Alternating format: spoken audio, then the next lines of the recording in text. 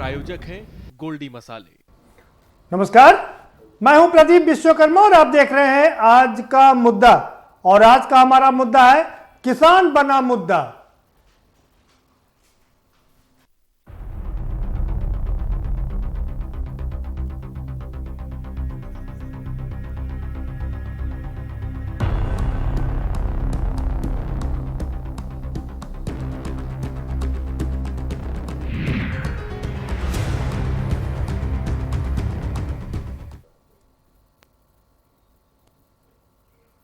जी हाँ, देश का अन्नदाता यानी कि किसान अब मुद्दा बन गया है। एक और भारतीय जनता पार्टी जहां किसानों को समझाने की लगातार कोशिशें कर रही है और हर स्तर पर उन्हें प्रधानमंत्री से लेकर के नीचे तक मंत्री उन्हें समझाने की कवायद में जुटे हुए हैं।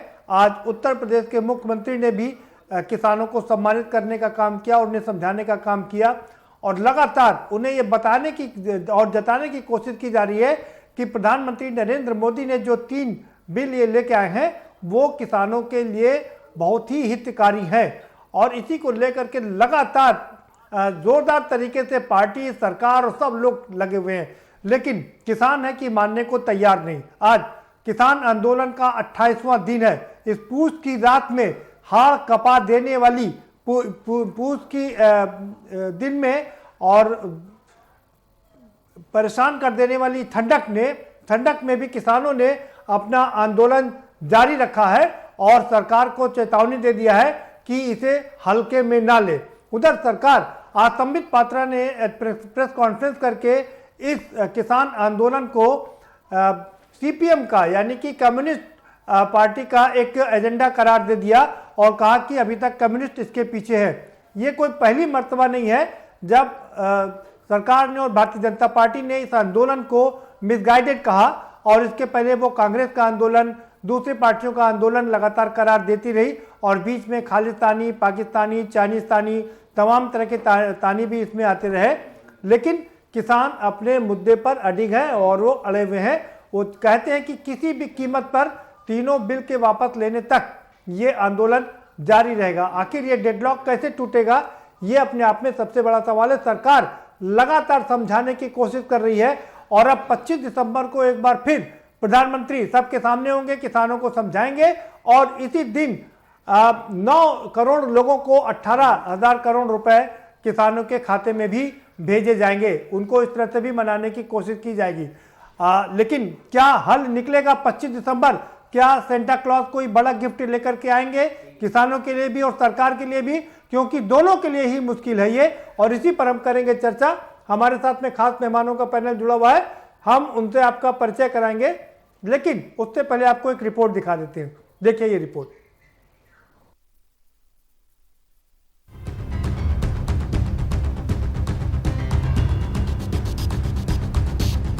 उत्तर प्रदेश में किसानों के मुद्दे पर सियासत का दौर जारी है, जहां एक तरफ किसानों के आंदोलन को मुद्दा बनाकर विपक्ष सड़कों पर थाली ताली पीट रहा है, तो दूसरी तरफ किसानों को कृषि कानून के फायदे गिनाकर सरकार विपक्ष की धार को कुंद करने की पूरी कोशिश कर रही है। सियासत के बीच किसान पिसकर रह गया है तो विपक्ष अपनी सियासी रोटी भी सेक रहा है। किसान बिल का पूरे देश के किसान विरोध कर रहे हैं, आंदोलन पर है। लगभग 28 दिन हो गया। बहुत सारे किसानों ने शहादत दे दी, नौकरियां छोड़ दी अधिकारियों ने, फिर भी सरकार जिद पर अड़ी है। आदरणीय राहुल गांधी जी ने पहले दिन संसद में विरोध किया, सदन में विरोध किया, पूरे कांग्रेस पार्टी ने आंदोलन किया, फिर भी सरकार कुंभकर्ण नींद से नहीं जागी और कारपोरेट घरानों की ही बात को सुना, किसानों के दर्द को नहीं सुना। किसान आंदोलन से निपटने और केंद्र सरकार शिद्दत से जुटी है। 25 दिसंबर यानी अटल बिहारी वाजपेयी के जन्मदिन पर पीएम मोदी किसानों के साथ संवाद करेंगे और इस बार अवध के किसानों को पीएम मोदी के नए कानून की खूबियां बताएंगे। बीजेपी कार्यकर्ता कृषि मंत्री की चिट्ठी लेकर घर घर जाएंगे। तो इधर 28वें दिन किसानों का आंदोलन जारी है। इसमें किसानों ने सरकार के प्रस्ताव को खारिज करते हुए आंदोलन को हल्के में न लेने की बात कही है। आज तक सरकार कोई एजेंडा नहीं दे रहा है और अपना जो झूठे बातें हैं, अपना जो कोई बातें दोहराते हमको थकान आ जाए और चाहता है हम थक जाएंगे और ठंडा में आखिर में लोग चले जाएगा और आंदोलन इस तरह टूट जाएगा। मगर सरकार एक गलत फहमी कर रहे हैं किसान ऐसा नहीं आया। किसान आज आया है कि वो अपना कुछ लेके ही जाएंगे। एक सरकार ना सोचे कि इस परिस्थिति में उसको तंग कर देंगे और आंदोलन टूट जाएगा। आज ये आंदोलन सिर्फ पंजाब, हरियाणा, दिल्ली के नहीं है, आज पूरे हिंदुस्तान का आंदोलन बन है। सरकार की तरफ से भी किसानों को मनाने की कवायद हो रही है। यूपी के सीएम योगी आदित्यनाथ ने किसान दिवस पर लखनऊ में किसानों को सम्मानित किया और ट्रैक्टर बांटे, जो इसी कड़ी का हिस्सा रहा। मुझे प्रसन्नता है कि चौधरी साहब की जयंती के इस कार्यक्रम के अवसर पर प्रदेश सरकार अपने प्रगतिशील किसानों का यहां पर सम्मान करती है। किसानों के हितों के लिए केंद्र और प्रदेश सरकार पूरी प्रतिबद्धता के साथ कार्य कर रही है और हमारी वो प्रतिबद्धता हर एक अवसर पर बहुत स्पष्ट रूप से दिखाई देती है। आपको बता दें कि उत्तर प्रदेश में होने वाले विधानसभा चुनाव में सिर्फ 1.5 साल का वक्त बचा है। ऐसे में सभी राजनीतिक दलों ने अब जमीन पर उतरना शुरू कर दिया है। एक और कांग्रेस जहां कृषि कानूनों का विरोध कर रही है, तो दूसरी ओर बीजेपी की ओर से कृषि सम्मेलन किए जा रहे हैं। बीजेपी लगातार सम्मेलन के जरिए कृषि कानून के फायदे गिनाने में जुटी है। सपा बसपा कांग्रेसी मिलकर के भी उसका दशांश नहीं कर सकते हैं। इनकी बेचैनी इसी बात को लेकर के है कि किसानों के हित में अगर इतना काम हो जाएगा तो किसान का मुद्दा खत्म हो जाएगा और भविष्य की उनकी राजनीति समाप्त हो जाएगी। और माननीय मोदी जी देश को ईमानदारी के पथ पर ले जाते हुए जो परिश्रम करता है उसके पसीने की कीमत उसको मिले, किसान को मिले। उसकी खेत में अगर कोई चीज़ ज़्यादा पैदा हो जाती थी, खेत में सड़ जाती थी, उसको मार्केट नहीं मिलता था। आज ऐसी व्यवस्था दी गई है कि खेत में भी अगर आपकी फसल तैयार है तो आप उस फसल को देश के किसी भी राज्य में अपने खेत में बैठे बैठे बेच सकते हैं। लेकिन चाहे वो मंडी ले जाए, चाहे बाहर की मंडी में ले जाए, चाहे अपने जिले में बेचे, चाहे प्रदेश में बेचे, चाहे देश में बेचे, किसानों की ही सुविधा के लिए कानून है। यूपी में दिल्ली से सटे इलाकों में कृषि कानून का विरोध व्यापक स्तर पर दिख रहा है। नोएडा, मेरठ, मुजफ्फरनगर, बिजनौर इलाके के किसान प्रदर्शन में लगातार शामिल हो रहे हैं, तो किसान सियासत में मोहरा बना हुआ है। किसान अब किसान की मुद्दा बन गया है। सवाल यही है, आखिर क्यों? स्पेशल डेस्क के न्यूज।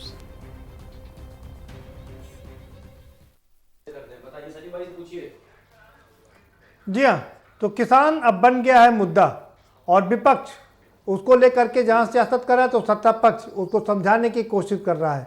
और यही कारण है कि 28 दिन से ये लगातार प्रदर्शन चल रहा है, लेकिन ये इसका हल निकलने का नाम नहीं ले रहा है। भारतीय जनता पार्टी तमाम कोशिश कर चुकी है, अपनी सरकार से लेकर के संगठन तक हर स्तर पर कोशिश हो रही है, लेकिन अभी तक कोई कामयाबी हासिल नहीं हुई है। और आज एक बार फिर से किसानों ने अल्टीमेटम दे दिया है कि आप चाहे कुछ भी कर लीजिए, ये अब रुकने वाला नहीं है।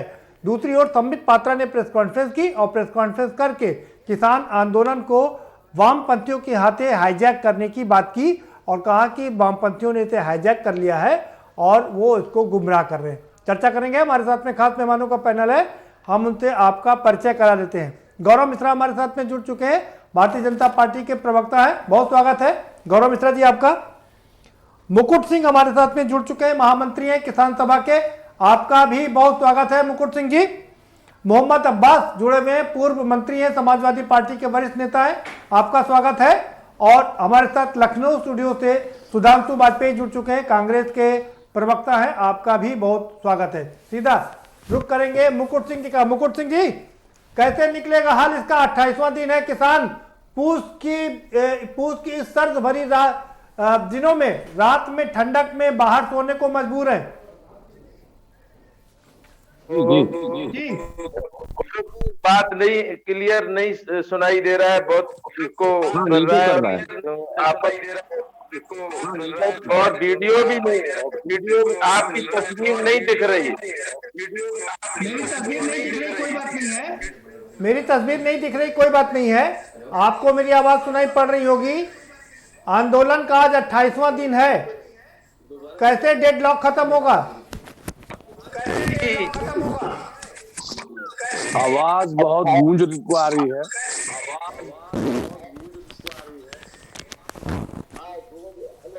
जी जी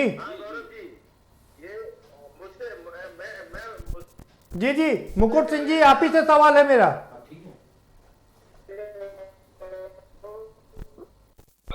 हेलो जी, लगता है मुकुट सिंह जी के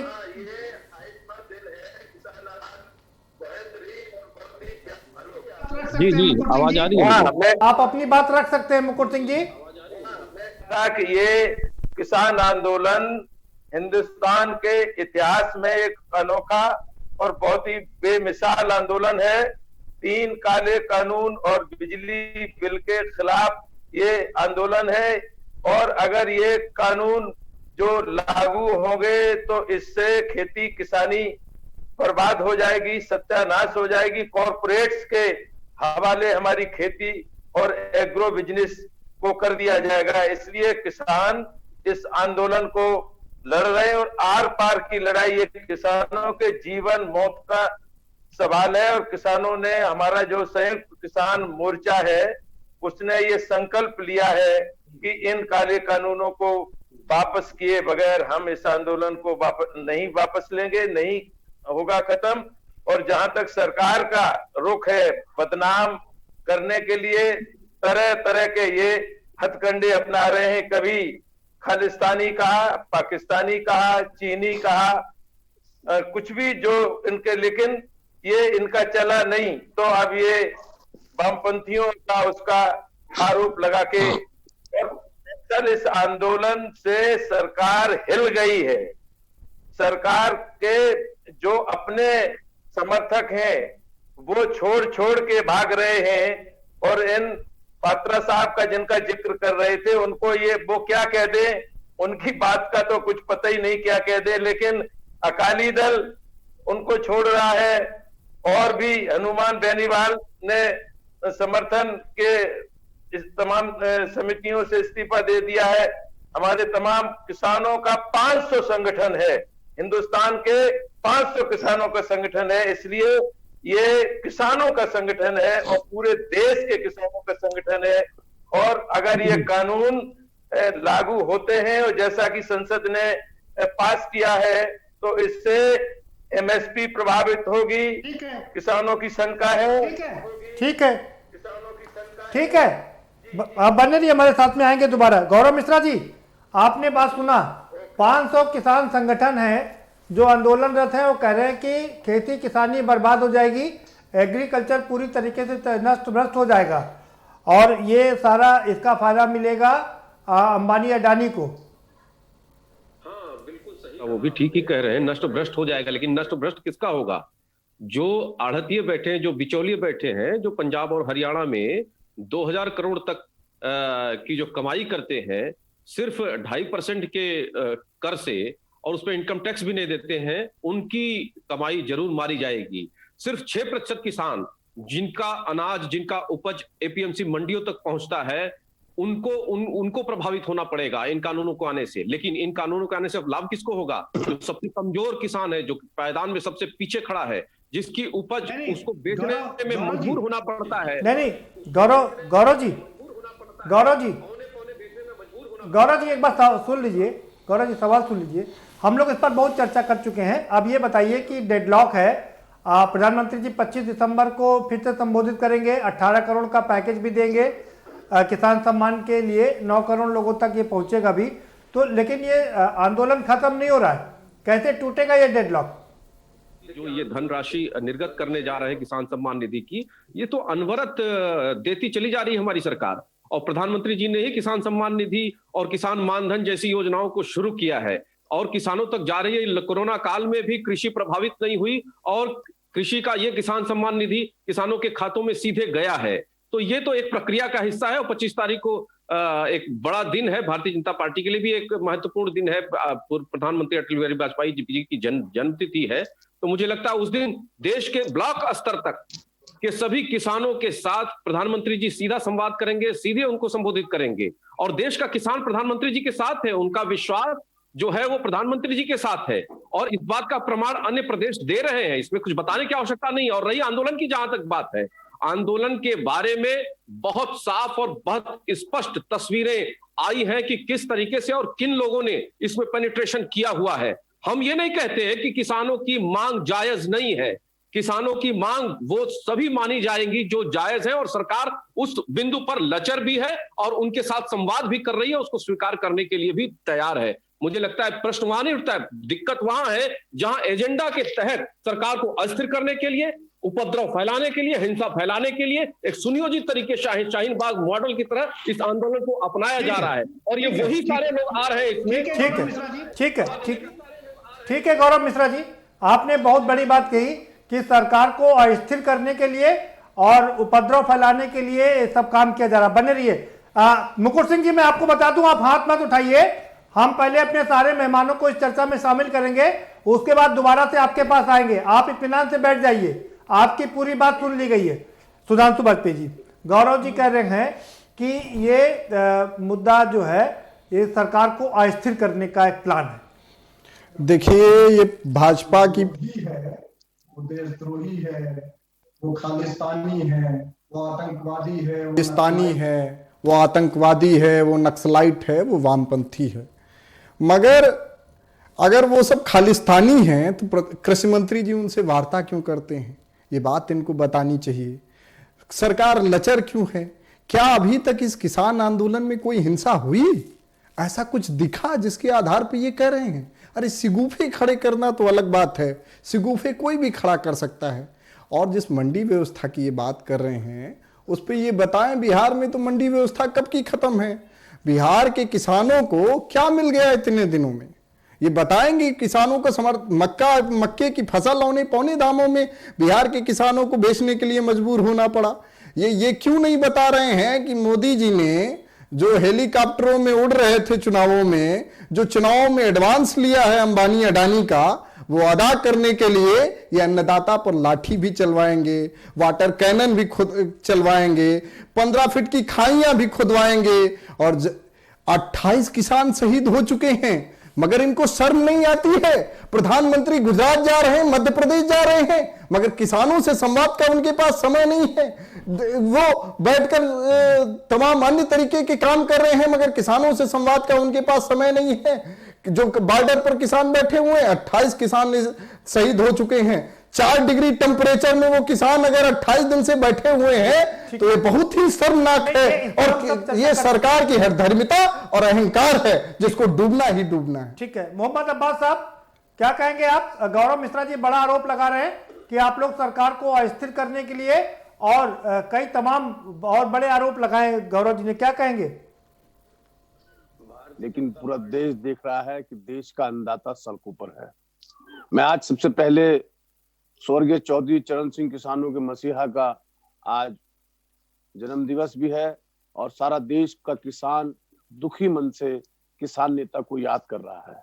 वो दौर होता था, क्योंकि मैं खुद किसान हूं, कि किसानों के इशारों पर देश की सरकारें अलट पलट हो जाती थी।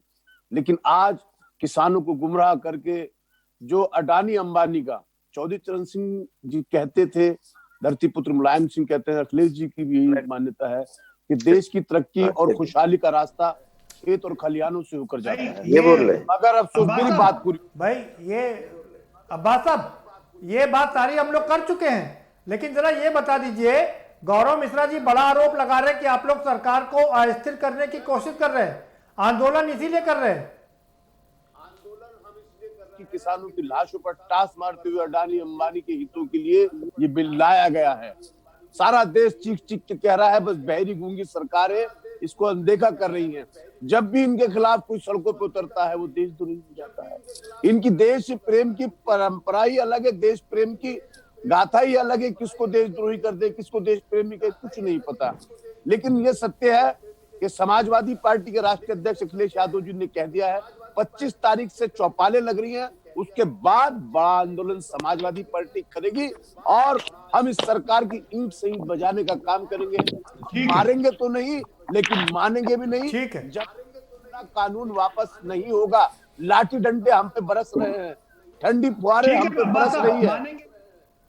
ठीक है अब्बास साहब, मानेंगे भी नहीं, मारेंगे भी नहीं और मानेंगे भी नहीं। बिल्कुल ठीक है, आप बने रहिए हमारे साथ में। मुकुट सिंह जी, आपने देखा गौरव मिश्रा जी ने सीधे आरोप लगाया कि ये जो आंदोलन है वो रास्ते से भटक रहा है, इसको लोगों ने हाईजैक कर लिया है, सरकार को अस्थिर करने की कोशिश की जा रही है। बड़ा आरोप लगाया उन्होंने। ये आरोप सरासर झूठ है, आंदोलन को बदनाम करने का एक हथकंडा है।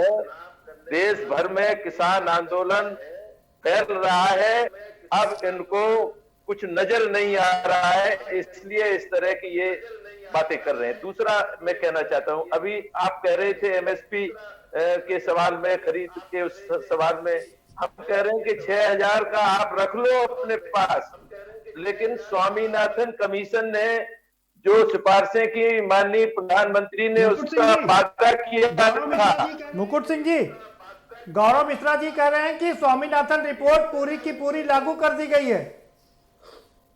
झूठ है। स्वामीनाथन के हिसाब से धान का 2400 रुपया प्रति क्विंटल निकलता है, 1868 इन्होंने घोषित किया है, और जबकि बाजार में 1100 1200 रुपया, 900 से लेके 1200 रुपया प्रति क्विंटल बिक रहा है। ये सही बात नहीं है, ये गुमराह कर रहे हैं। स्वामीनाथन कमीशन को लागू नहीं किया है, एमएसपी लागू करो स्वामीनाथन के हिसाब से। मुकुट सिंह जी, आप पर बड़ा आरोप लगाया है, मुकुट सिंह जी आप पर बड़ा आरोप लगाया गौरव जी ने कि सरकार को अस्थिर करने की कोशिश कर रहे हैं आप लोग। आंदोलन को बदनाम करने का इनका हथकंडा है, ये बिल्कुल हथकंडा है, और ये इनका सफल होने वाला नहीं है। ये किसान विरोधी सरकार है, कॉर्पोरेट्स के पक्ष में है।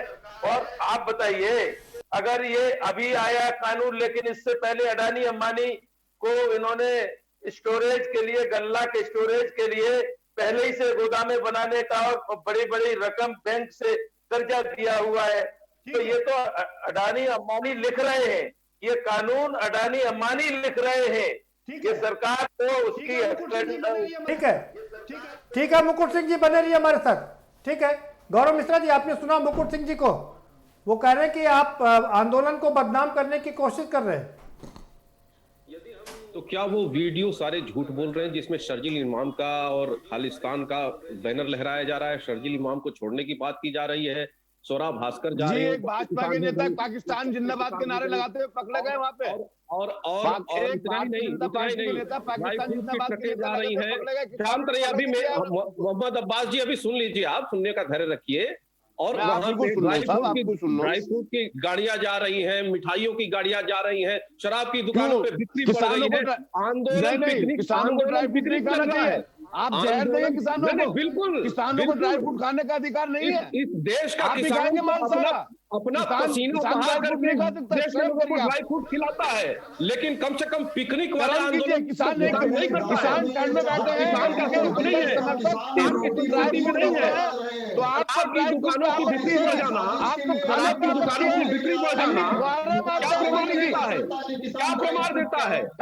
बिल्कुल, प्रधानमंत्री मोदी जी कर रहे हैं जिसमें देश का किसान ड्राई फ्रूट भी खाए, अच्छे घरों में रहे, किसान मकान में रहे, गैस चूल्हा सरकार का दिया हुआ, सरकार के चूल्हे से भोजन बनाए। ये प्रधानमंत्री जी की योजना। किसान जहर खा रहा है, ये नहीं दिख रहा है इनको, बीजेपी के लोगों को नहीं दिख रहा है किसान जहर खा रहा है, जहर भी खा रहा है। 12,000 किसान आत्महत्या करता था, जहर भी खा रहा है किसान। ये बताइए, मंदिरों में बाजार तक भाई कांग्रेस महाराष्ट्र में कोरोना में क्यों लगवाए थे ताले? क्यों लगवाए थे? आप महाराष्ट्र में पूछिए जा करके। अब महाराष्ट्र में यही कानून लागू है, विलासराव देशमुख जी इसको लागू किए थे, अक्षरशः यही व्यवस्थाएं लागू है वहां पर भी आवाज उठाते, और आप लोगों ने ही समर्थन किया है। माननीय मुलायम सिंह जी ने समर्थन किया है, शरद पवार ने समर्थन किया है, जमन ने समर्थन किया है। आज इस कानून का विरोध कर रहे हैं क्योंकि आपकी राजनीतिक बात करने को तैयार हैं, मगर जो दिल्ली बॉर्डर पर 4 डिग्री सेंटीग्रेड में किसान बैठे हैं, जिसमें 28 से ज्यादा किसान और अन्नदाता शहीद हो चुके हैं, उनसे संवाद क्यों नहीं? इस पर बात भाजपा नहीं करेगी। ठीक है, एक आदमी गौरव जी आएंगे, रुकिए आपके पास आएंगे। अब्बास साहब, मोहम्मद अब्बास साहब आप भी रुकिए, एक लगातार ऐसे डिबेट नहीं होगी। गौरव मिश्रा जी, नहीं मुकुट सिंह जी आप रुकिए, आपके पास आऊंगा। गौरव जी से कुछ सवाल है। गौरव जी, सवाल ये है कि कह रहे हैं कि सारे लोगों से आप लोग बात कर रहे हैं और जो मेन किसान है जो धरने पर बैठे आप उनसे बात नहीं कर रहे हैं। आप उनको न्योता दे रहे हैं कि आपको कब बात करना है बताइए। अरे आप बुलाइए ना उनको कि आपको कल आना है और बात करना है, हम उसको संभालेंगे मुद्दे को। सरकार ने तो प्रदेश ये कहा है, सुझाव दिया है कि किसान अपनी कमेटी बनाए, उसमें लोगों को शामिल करें और वार्ता का दौर ऐसा नहीं है कि थमा है। ये बिल आने के समय से लगातार वार्ता का दौर चल रहा है। भाई कमेटी तो ऑलरेडी बनी हुई है ना गौरव मिश्रा जी, और लगातार सरकार से बात भी हो रही थी, वही कमेटी बात कर रही थी। उसी दिशा में बढ़ता हुआ ये कदम है और मुझे लगता है कि जो ईमानदार किसान है वो समाधान की तरफ बढ़ रहा है। लेकिन जो किसान के भेष में, किसान के भेष में जो एजेंडा चलाने वाले, मैं आपकी इस बात से इत्तेफाक नहीं रखता हूं। ना एक मिनट रुकिए भाई, एक मिनट रुकिए। गौरव मिश्रा जी, मुकुट सिंह जी रुकिए एक मिनट। जो भाजपा के एजेंडे के साथ खड़ा हो वो ईमानदार किसान है, बाकी सारा बेईमान किसान है। सुधांशु वाजपेयी कुछ कह रहे हैं। गौरव मिश्रा जी सुनिए ध्यान से। जो भाजपा के साथ खड़ा है वो ईमानदार किसान है, बाकी देश का सारा अन्नदाता बेईमान किसान है। हर 29 मिनट पर एक किसान आत्महत्या कर रहा है, वो सारे किसान बेईमान है। जो 4 डिग्री टेम्परेचर में दिल्ली बॉर्डर पर बैठा हुआ है, अरे शर्म नहीं आती जिस अन्नदाता का अन्न खाते हैं उसके बारे में ऐसी बातें करते हुए। ठीक है, वक्त एक ब्रेक का चला है।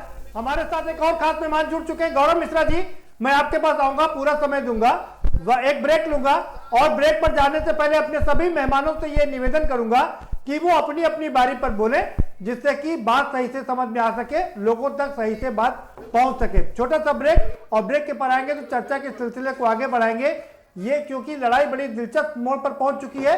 भारतीय जनता पार्टी भरसक प्रयास कर रही है कि किसान मान जाए, लेकिन किसान है कि मानने को तैयार नहीं है और 28वां दिन हो गया है। आखिर कब तक चलेगा ये लड़ाई और कब तक किसान बनता रहेगा इस देश का मुद्दा, इसी पर चर्चा जारी रखेंगे, लेकिन एक छोटे से ब्रेक के बाद।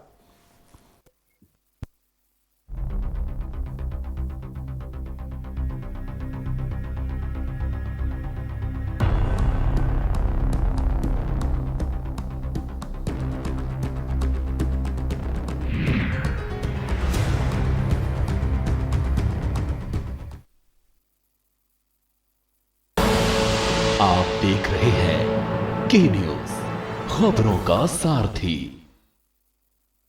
लम्हे छोटे से ये जिंदगी से भरे, इन्हें हाथों में भर ले और जी ले जरा।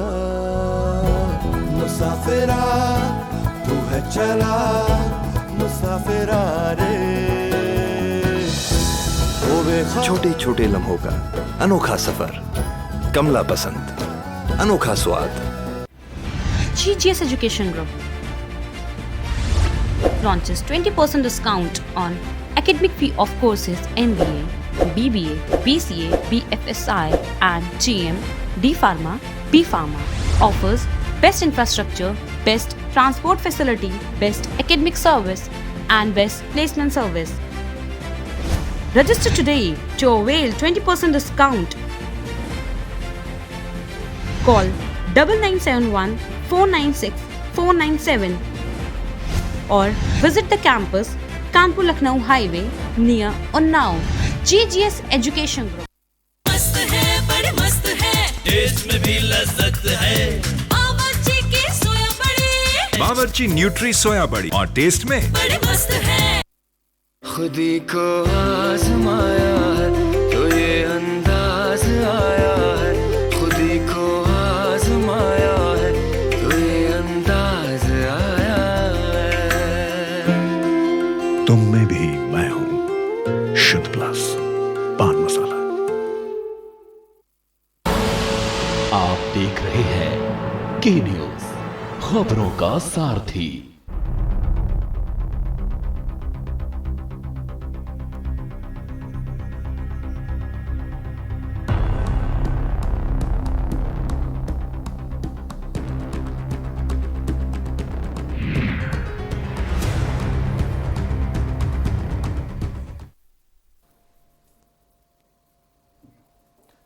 ब्रेक के बाद आपका स्वागत है और सभी मेहमान हमारे साथ जुड़े हुए हैं। एक और खास मेहमान हमारे साथ जुड़ चुके हैं, उनसे भी हम आपको आपका परिचय करा देता हूं। शेखर दीक्षित हमारे साथ में जुड़ चुके हैं, अध्यक्ष है राष्ट्रीय किसान मंच के। शेखर जी, संबित पात्रा ने एक प्रेस कॉन्फ्रेंस करके कहा कि किसानों के इस आंदोलन को वामपंथियों ने हाईजैक कर लिया है और गौरव मिश्रा आरोप लगा रहे हैं कि सरकार को अस्थिर करने का एक प्लान है। देखिए, ऐसा है कि ये एक आरोप जैसा ही है और पिछले लंबे समय से जब किसानों को झूठ बोलते, किसानों को वर्गलाते देश के प्रधानमंत्री जी चले आ रहे हैं, एक लंबे समय से वो ये कहते आ रहे हैं कि किसानों की आय हम दोगुनी कर देंगे। इस पे उन्होंने पूरा चुनाव भी लड़ लिया, दोबारा सरकार भी बना ली और सरकार बनाने के बाद उन्होंने बहुत ही चालाकी से और उद्योगपतियों को फायदा पहुंचाने के लिए एक बिल भी पास करा लिया। बिल पास कराने के बाद लगातार जब किसान उसको कहता रहा कि इससे हमारा नुकसान होगा, हमारा पूरा चौपट हो जाएगी खेती, पर उनको ये बात नहीं समझ में आई। उनको कॉन्ट्रैक्ट फार्मिंग की अपनी एक शर्तें और अपनी बात बहुत अच्छे से समझ में आ रही है। अब इसमें उनको खालिस्तान भी दिख रहा है, इसमें उनको चूंकि मुसलमान का कोई फैक्टर नहीं है, इसलिए वो ढूंढ ढांड के जितने फैक्टर इसमें ला सकते हैं वो सारे फैक्टर ले आए। अगर लेफ्ट सहयोग भी कर रहा है तो बुराई किस बात की है भाई? जो पूरा देश किसानों के साथ है, आप नहीं है ना केवल, बाकी कोई है तो आपको क्या तकलीफ? गौरव जी, शेखर दीक्षित जी कह रहे हैं कि अगर वामपंथी सपोर्ट कर रहे हैं तो इसमें आपको आपत्ति क्या है? कांग्रेस भी सपोर्ट कर रही है, सपा भी सपोर्ट कर रही है, बाकी सभी दल सपोर्ट कर रहे हैं। भाई, वामपंथियों के नेता को आप पश्चिम बंगाल में ले रहे हैं ना अपनी पार्टी में, ऐसा तो नहीं विचारधारा बदल के आ रहे होंगे? जी गौरव जी, कोई दो राय नहीं है जी। लेकिन वो चेहरे जो प्रतिबंधित हो और जिसे कांग्रेस की सरकार ने ही प्रतिबंधित किया हो, यदि वो अगर सामने आते हैं, ऐसे चेहरे जिनके ऊपर केस चल रहा हो, जो अब जेलों में बंद हो, उनके रिहाई की मांग की जाती हो और एक ऐसा नाम खालिस्तान लैंड की डिमांड करना उस आंदोलन के माध्यम से और प्रधानमंत्री मोदी जी को मारने की धमकी देना, तो ये तो प्रश्न उठते हैं। तो जब प्रश्न उठता है तो उसका जवाब देना पड़ेगा, उसका जवाब देना पड़ेगा। ऐसा नहीं कुछ शेखर दीक्षित जी आपको जवाब दे रहे हैं, शेखर दीक्षित जी आपको जवाब दे रहे हैं। आपको लाखों किसानों की बात नहीं समझ में आती है। आपको अगर किसी आंदोलन में आके किसी बाहरी व्यक्ति ने 10 कोई शब्द कह दिए तो उसको आपने एक इशू बना रहे हैं, लेकिन देश का लाखों किसान प्रदर्शन कर रहा है, लाखों किसान जाड़े में खड़ा होकर बोल रहा है, वो आपको नहीं सुनाई पड़ रहा है। आप सिर्फ उसमें कमियां ढूंढ रहे हैं, आप किसी समस्या का निवारण कहां कर रहे हैं? आपको समस्या का निवारण करना चाहिए, आपको उनसे बात करनी चाहिए। आप सिर्फ टीला मटोली करके आप सोच रहे हैं जैसे आपने जीएसटी लागू कर दिया रातों रात, आपने नोटबंदी लागू कर दी रातों रात, आपको लगता है आप किसान बिल भी रातों रात लागू कर देंगे, कोई देश में बोलने वाला नहीं होगा। हर चीज को हिंदू मुसलमान नहीं है और हर चीज को सिर्फ लड़ाई से नहीं बांटा जा सकता है। आप सिर्फ बांटने का खेल जानते हैं, आप सिर्फ बांट देते हैं, आप कहते हैं ये इस तरफ है, ये इस तरफ है। सुनाइए। पर गोली आपने चलवाई, डाला में मजदूरों पर गोली आपने चलवाई, पंतों पर गोली आपने से नफरत है भाई। आपके योगी जी लाल रंगी तो पहन के घूम रहे हैं। आप कुछ अरे आप तो हर हफ्ते 7 दिन कपड़े अलग अलग रंग के पहनते हैं, तो क्या आप बुधवार को हरा कपड़ा पहनते हैं तो उसको छोड़ दो। अब्बास से बात हो रही है जी। मोहम्मद अब्बास जी, आपने कहा कि भारतीय जनता पार्टी, बड़ा आरोप लगाया कि भारतीय जनता पार्टी ही नारे लगवाती है पाकिस्तान जिंदाबाद। ये आप ऑन रिकॉर्ड कर रहे हैं, देखिएगा। लेकिन सोशल साइट पे देखा था, उस पे एक भाजपा नेता को पकड़ा गया तो भारतीय जनता पार्टी का नारे, मतलब पाकिस्तान जिंदाबाद के नारे लगा था। और भारतीय जनता पार्टी से कुछ भी संभव है। ये उत्पीड़न करने के लिए, ये गुमराह करने, कभी गुमराह कहते हैं, कभी खालिस्तानी कहते हैं, कभी पाकिस्तानी कहते हैं, और ये प्रायोजित करके कुछ न कुछ करा सकती है। इसमें कोई ठीक है, ऐसा नहीं है। हम देखिए आप पर, ठीक है गौरव मिश्रा जी, आप पर भी बड़ा आरोप लगा रहे हैं कि आप लोग ही उसमें इस तरह के नारे लगवाते हैं जिससे कि वो भड़क जाए जनता। मुंबई में हम 26/11 हुआ था। आप जो भी बात सुन लीजिए, आप सुन लीजिए, आप दुनिया में अब सुन लीजिए अब्बास साहब, मोहम्मद अब्बास साहब जवाब सुनिए भाई। है तो कांग्रेस के वरिष्ठतम नेता जो आजकल हाशिए पे हैं, दिग्विजय जी, वो कहते हैं कि आरएसएस की कारस्तानी है। जब ट्रेन में कार सेवकों को जलाया जाता है तो कहते हैं कि आरएसएस की ये कारस्तानी है, और उसके लिए बाकायदे पुस्तक का विमोचन किया जाता है, बाकायदे उसके लिए कार्यक्रम आयोजित किए जाते हैं। लेकिन सच्चाई क्या है? देश के सामने सच्चाई है, और उसी सच्चाई के बल पर आज भारतीय जनता पार्टी देश के नागरिकों के दिलों में राज कर रही है। कश्मीर, जम्मू कश्मीर में आज सर्वाधिक ठीक है। नहीं गौरव जी ठीक है, आएंगे आपके पास। गौरव जी जरा मुकुट सिंह जी का रुख कर लेते हैं, कुछ सवाल उनसे पूछने हैं। गौरव जी नहीं गौरव जी, इसी में ये भी बता दीजिए, आप जब प्रज्ञा ठाकुर की रिहाई की मांग कर रहे थे तो किसी ने नहीं कहा कि ये नक्सलवादी है या आतंकवादी है। रिहाई का अधिकार लोकतांत्रिक अधिकार है, मगर किसान आंदोलन ने किसी ने रिहाई का अधिकार दे। यूएपीए प्रज्ञा जी पर भी लगा था, याद रखिए। यूएपीए लगा देने से किसी को आतंकवादी नहीं। इस देश की कानून व्यवस्था में भरोसा रखिए। जब तक न्यायालय किसी को दोषी नहीं कहता तब तक वो दोषी नहीं होता है।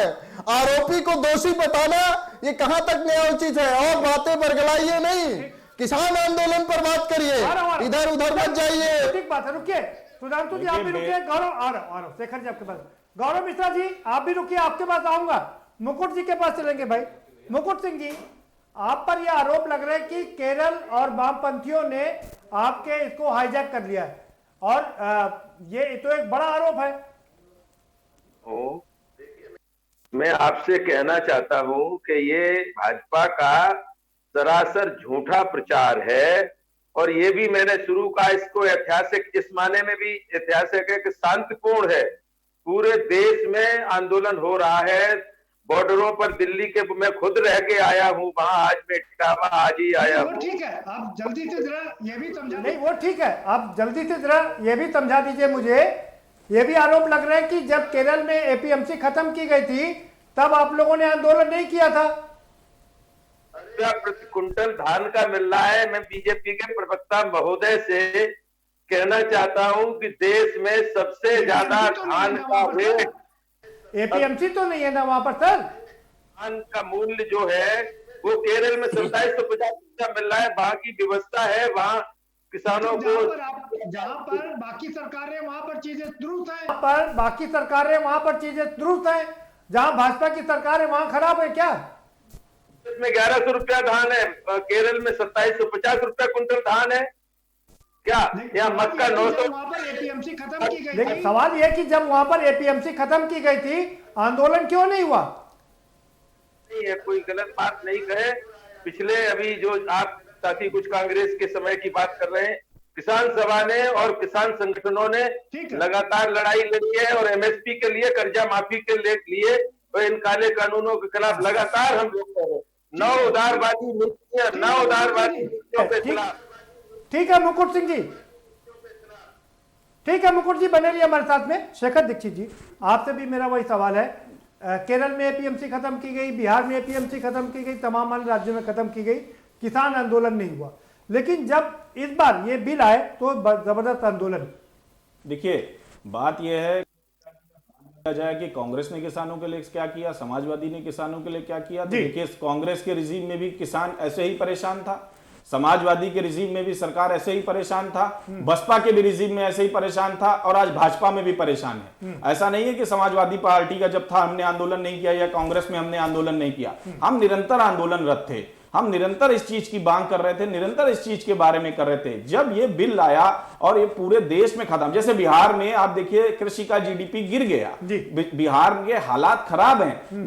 बिहार में जो लोग नेपाल भी सप्लाई कर रहे थे आज वो भी करने को पूरी तरह से बेकार हो गए, नहीं कर पा रहे हैं। हम लोगों का सिर्फ इतना कहना था कि आप जो एमएसपी की गारंटी नहीं दोगे। लेकिन फिर आपने बिहार में आंदोलन नहीं किया। नहीं हमने किया, बिहार के किसानों का देखिए बिहार आप देखिए ये आंदोलन आज नेशनल न्यूज पे है, ये आंदोलन आज दिल्ली में है, बड़ी संख्या में चर्चा पे है। छोटे छोटे आंदोलन ऐसा होता है निरंतर चलते रहते हैं, वो इतनी चर्चा में नहीं आते हैं, उस पर इतनी बात नहीं होती, इतनी डिबेट नहीं होती है। क्योंकि देश में ये बिल आया और ये मोदी जी बिल लाए, इसलिए इस पर इतनी डिबेट हुई, इतनी चर्चा हुई। बाकी बहुत सारे ऐसे मुद्दे हैं जिसपे कोई चर्चा हो ही नहीं पाती। ठीक है सुधांशु जी, आपने सुना शेखर दीक्षित जी कह रहे हैं कि किसान हजारों की तादाद में आत्महत्या करता है, लाखों की तादाद में पूरे देश में आत्महत्या करता है और सारी सरकारों का यही है। कैसे कहते हैं आप किसान के साथ खड़े हुए हैं? देखिए पहली बात तो एपीएमसी को लेकर जो है कि किसानों ने अपनी दुर्दशा देखी कि बिहार में कैसे मंडी व्यवस्था खत्म होने के बाद उनको औने पौने दाम मिलते हैं और सरकार लेकिन ये दुर्दशा की किसने? सरकारें वहां पर किसकी थी? क्या भारतीय जनता पार्टी की सरकारें थी क्या जब खत्म हुआ? अरे पिछली बार तो गठबंधन में ही सरकार थी और मोदी जी हल्ला मचा के आए थे कि किसानों की आय दोगुनी कर देंगे। 6 साल से केंद्र में सरकार है, लेकिन ये बताइए कहां और किस जगह किसानों की आय दोगुनी हुई? मुझे ये बता दीजिए, शेखर दीक्षित जी साफ साफ कह रहे हैं कि आपकी सरकार ने भी कोई कोर कसर नहीं छोड़ी थी किसानों को बर्बाद करने। हमारी सरकार ने 70,000 करोड़ रुपए का रिकॉर्ड कर्जा माफी किया था, जिसके और यही नहीं, अगर शुरू से देखा जाए इस देश में हरित क्रांति कांग्रेस सरकार में हुई, इस देश में एमएसपी किसने दिया? कांग्रेस ने दिया। इस देश का किसान अगर खुशहाल है, पिज्जा खा रहा है जिससे भाजपा को दिक्कत हो रही है, तो ये कांग्रेस सरकार की देन है। ठीक है, उसमें कुछ विसंगतियां थी, उनको लेकर हम लगातार प्रयत्नशील थे कि किसानों के लिए।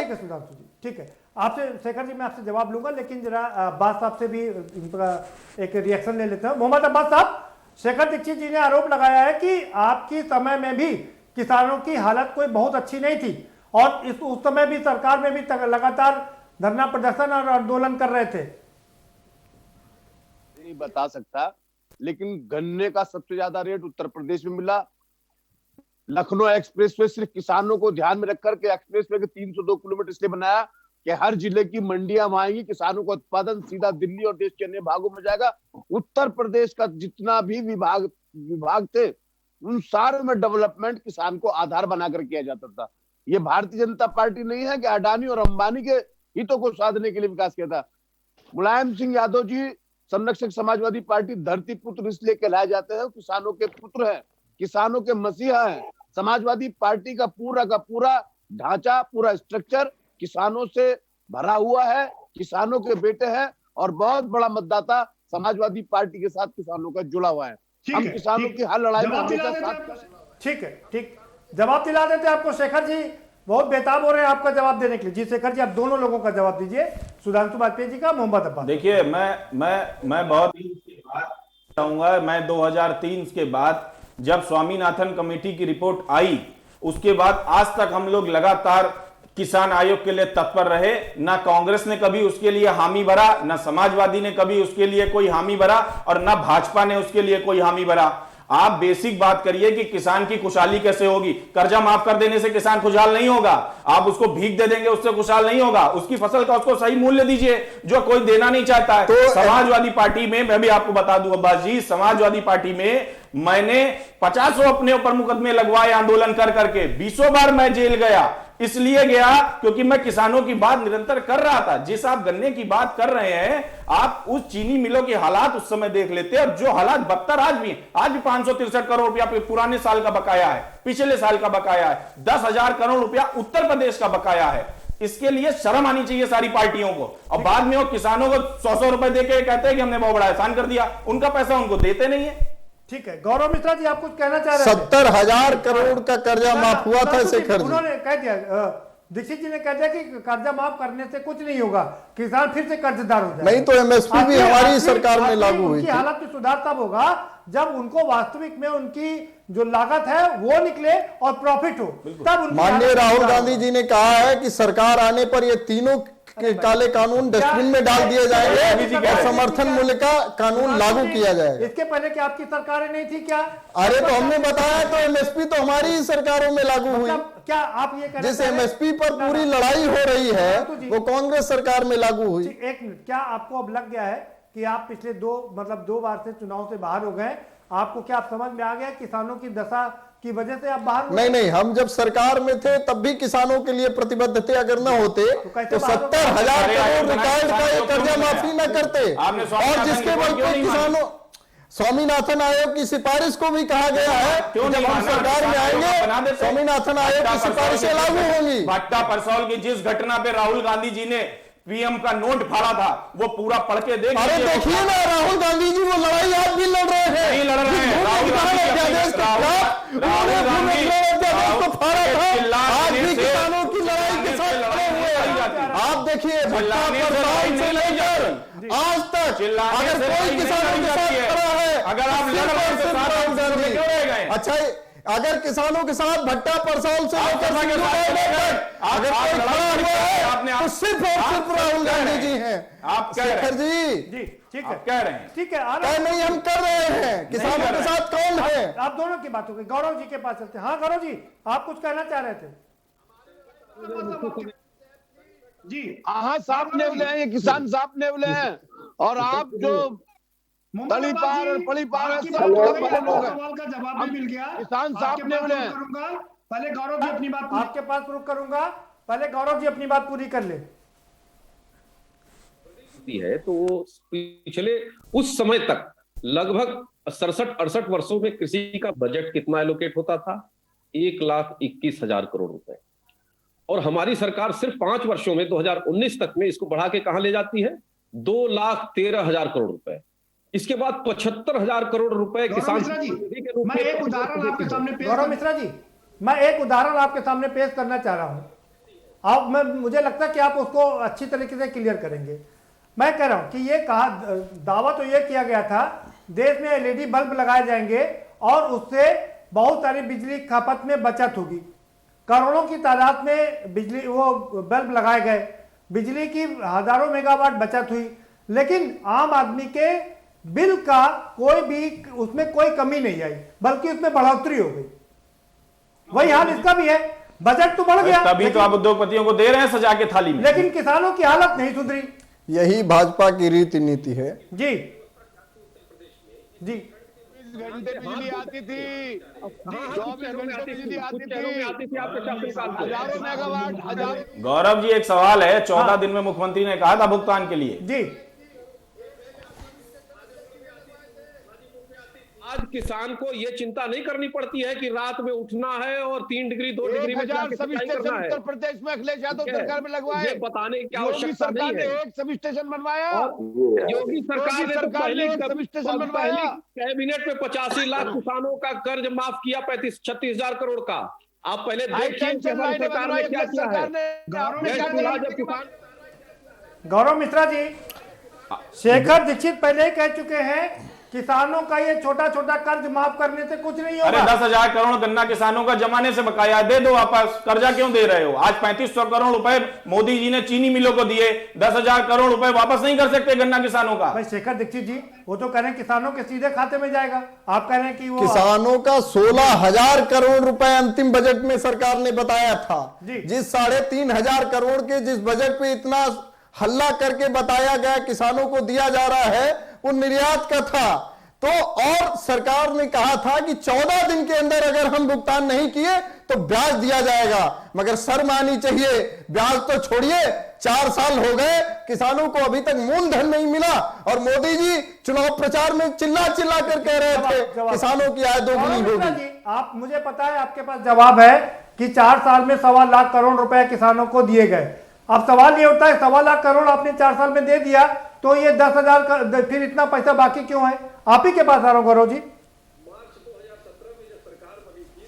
जिसका भी भुगतान हमारी सरकार ने किया, और केवल गन्ना के खाते में 1,10,000 करोड़ से ज्यादा का भुगतान हो चुका है। और अभी गन्ना पे जो एक्सपोर्ट सब्सिडी मिलती है वो किसानों के खाते, पहले ये मिल वालों के पास जाती थी, अब वो सीधे किसानों के खाते में 3500 करोड़ कुछ दिन पहले अभी निर्गत हुई है प्रधानमंत्री जी के द्वारा। ठीक है, लाभ पहुंचा रही है उन किसानों को जो हकदार है उसके, उनको नहीं, जो शक्तियों को केंद्रित कर लेते हैं। जवाब दे दीजिए गौरव जी। आप शेखर दीक्षित जी कुछ कहना चाह रहे हैं जी।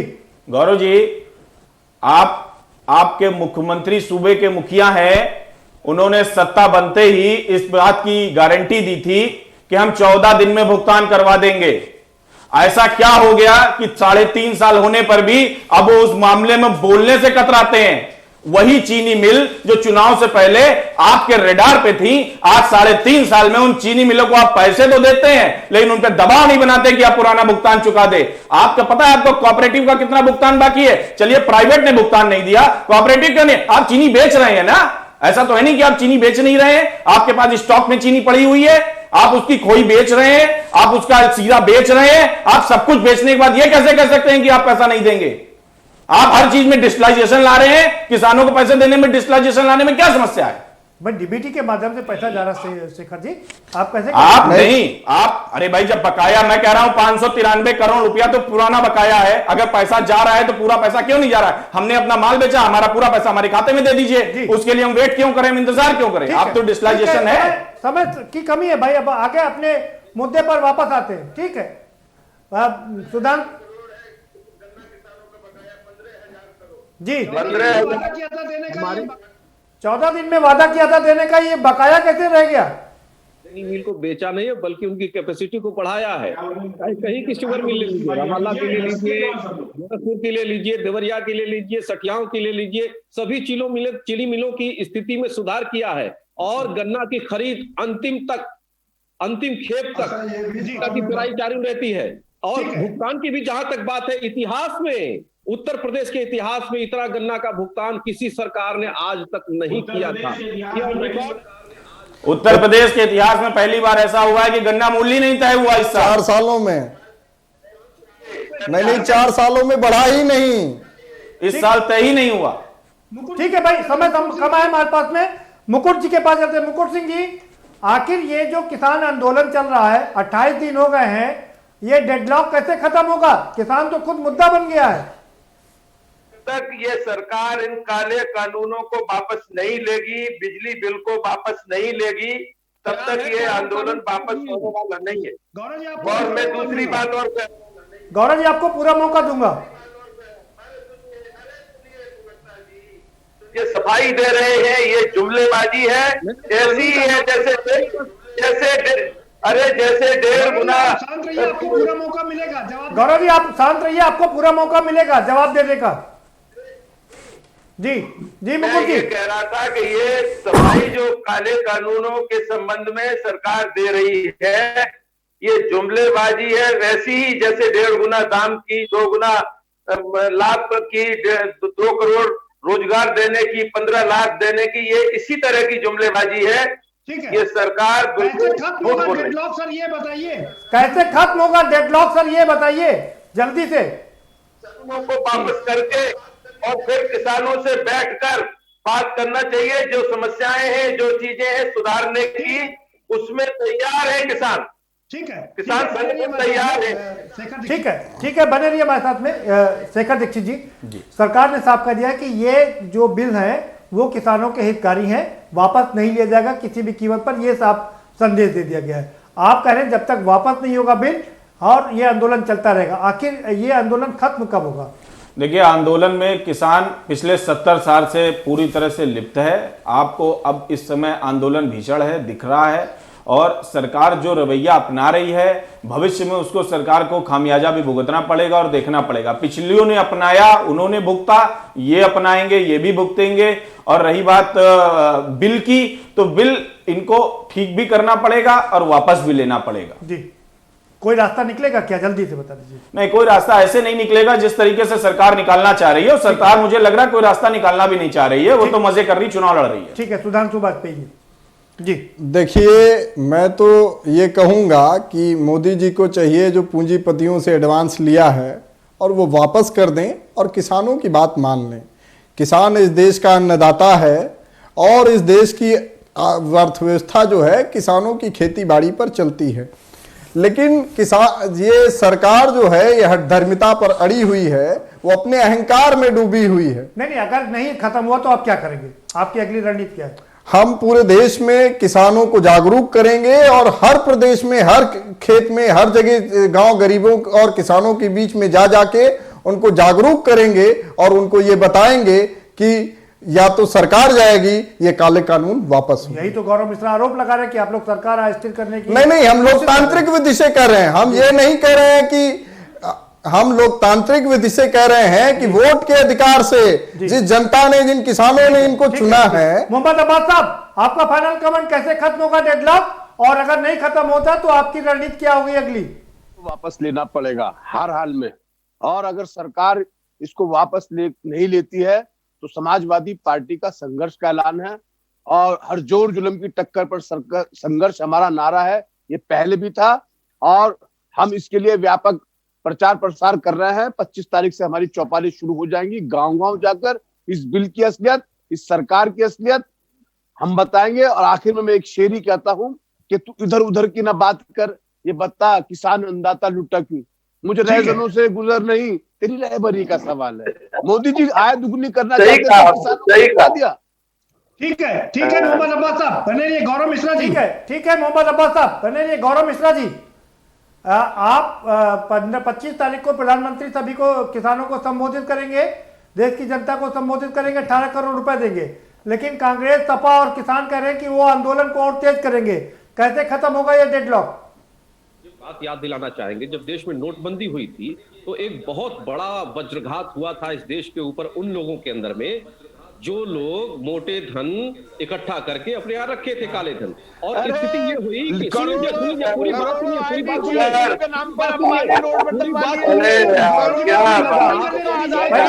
गौरव जी को अपनी बात पूरी कर लेने दीजिए। देश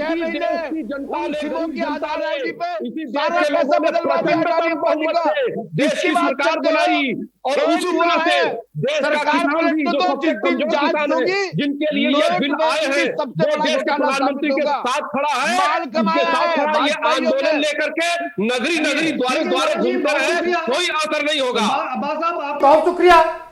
अब्बास साहब आपका भी बहुत शुक्रिया, सभी मेहमानों का बहुत शुक्रिया इस चर्चा में शामिल होने के लिए। तो कुल मिलाकर के मामला अभी सुलझता नजर नहीं आ रहा है। किसान अपने आप में एक मुद्दा बन गया है। दूसरी जहां तमाम कांग्रेस और समाजवादी पार्टी और दूसरी वामपंथी पार्टी उसको और हवा देने की कोशिश कर रही है और आगे इस आंदोलन को बढ़ाने और फैलाने की कोशिश कर रही है। किसान भी इस आंदोलन को और बड़ा करने की कोशिश कर रहा है। तो वहीं भारतीय जनता पार्टी की सरकार और संगठन सभी लोग लगे हुए हैं कि समझाने में कि देश को कि ये किसानों के हित का मुद्दा है, किसानों के हित के लिए ये बिल लाए गए हैं। अब कौन इसमें सफल होगा और कौन इसमें असफल होगा ये तो वक्त ही बताएगा। फिलहाल इस कार्यक्रम में इतना ही। आप हमें दीजिए इजाजत और बाकी खबरों के लिए देखते रहिए के न्यूज़ इंडिया।